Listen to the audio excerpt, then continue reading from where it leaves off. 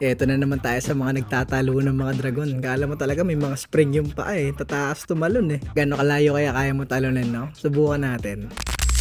So for today mga Lodi, bearded dragon naman tayo. Pakainin natin sila. Pero bago ang lahat, magtanggal muna tayo ng mga etchas dito sa enclosure nila. Itong kay Velgreen, nagiging panjablo na rin eh. Lucky. So for today's menu, super warm tayo. Ito talaga excited na excited to. Lalo tong maliit. Unang banat, patiin nga daw.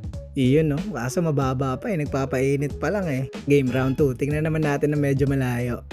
Iyon no, flights, panis. Kaso medyo kinabahan ako, muntik pa malaglag, buti nakasabit yung maliit niyang paa. Sisingalipin talaga pag napilay. So balikan muna dyan sa enclosure mo.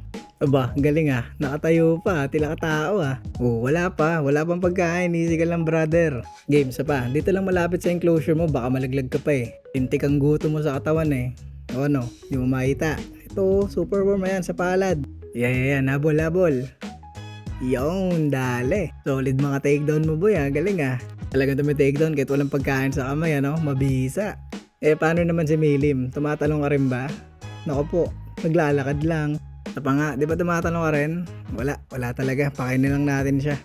Grabe ka naman, 3 agad. Anong klase yan? Diyan talaga magaling si Milim eh no, mabilis ang kain. Alam mo, inuurasan palagi eh. Next naman natin si Velgreen. Uy, bait niya na oh. Di na ako binubukan ng balbas niya oh.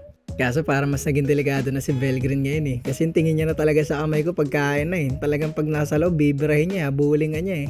Sa mga makatingin no. Aray ko, ba, hindi no na-hype na to. Kahit karga mo na nga eh, gusto pa rin pitasin yung daliri ko eh. Mas lalo ka nakakagat nung di ka nagalit. Ayos. O, halika na, kumain ka na. Hindi na kita papatalunin. Baka daliri ko pa madali mo, tas diin mo ng todo eh.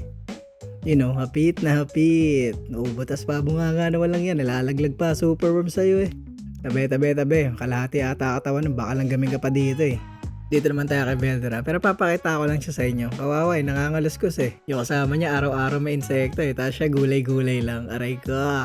Pero okay lang yan, bundat ka pa din naman eh, no? Anyways, yan lang lahat ng dragon natin, kaya yan na lang din muna for today mga Lodi. Bye-bye!